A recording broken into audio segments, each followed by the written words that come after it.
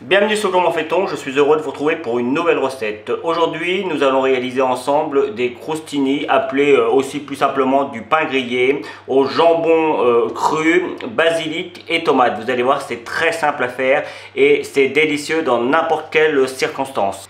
Dans un premier temps, on va s'occuper du pain. Alors moi j'ai choisi du pain aux céréales.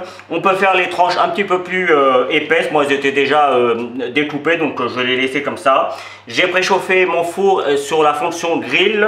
Et juste avant de les mettre, je vais rajouter un tout petit peu d'huile d'olive sur mes tartines. Alors je pourrais prendre un petit pinceau, mais vous voyez, j'ai pris mon bouchon, comme ça je peux voir à peu près ce que je mets.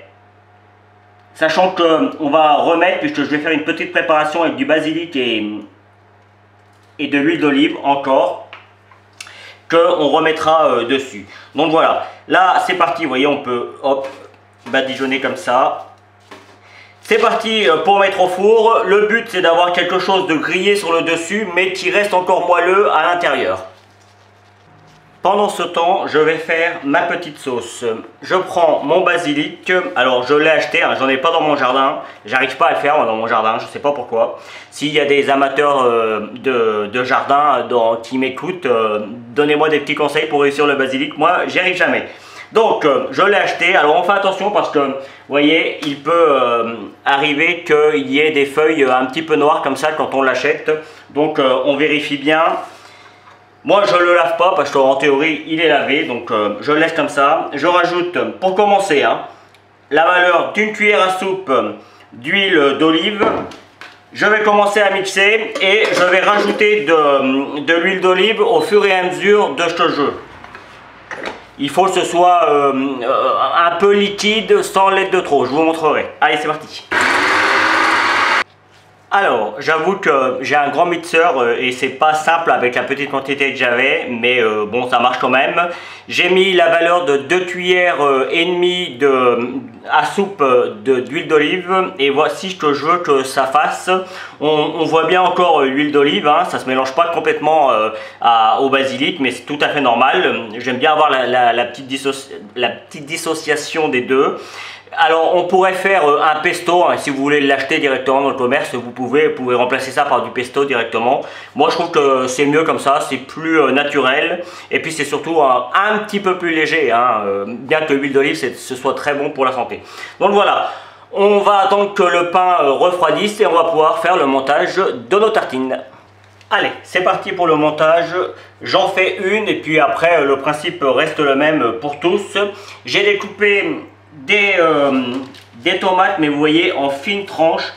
Pour faire ce genre de recette, il faut que tout soit très fin, sauf les tomates cerises que l'on va mettre sur le dessus, et elles peuvent être un petit peu plus grosses parce que ça va apporter un petit peu de croustillant. Vous voyez, le jambon, pareil, le plus fin possible. On essaye de le mettre un petit peu en forme de fleur. Venir le mettre comme ça, moi, hop, voilà, faire une espèce de chiffonnade. C'est vraiment très simple, hein. C'est vraiment histoire de vous donner des idées. Je vais venir mettre des petites tranches d'oignons rouges et puis après il suffit de venir ajouter à tout ça les tomates cerises. Alors moi je vous conseille d'en prendre et des rouges et des jaunes de façon à avoir un petit contraste. Et puis évidemment pour finir avec tout ça, on prend la sauce de basilic que l'on vient mettre un petit peu partout par petites touches.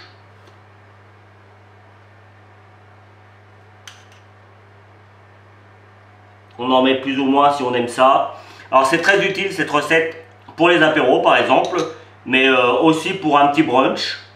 Voilà.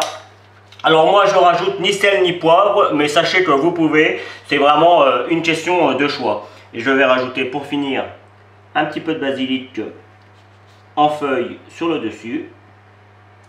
Et voilà, c'est rapide, c'est simple et surtout c'est très bon. Je peux faire plein de recettes comme ça avec différents produits. Si vous aimez ça, n'hésitez pas à me dire, je me ferai un plaisir de vous en faire d'autres avec des inclinaisons différentes. On se retrouve pour la fin de la vidéo. Et voilà, si je devais présenter une assiette, c'est comme ça que je la ferai. J'espère que cette nouvelle recette vous plaira. Comme d'habitude, vous avez tous les éléments sur la description. N'hésitez pas à aller y faire un petit tour. Si vous continuez un petit peu plus longtemps, vous avez le lien pour vous abonner, celui pour aller sur mon site www.commentfaiton.com où vous retrouverez une grande partie de mes recettes. Et je vous donne 2 autres recettes tout aussi simples à faire que celle-ci.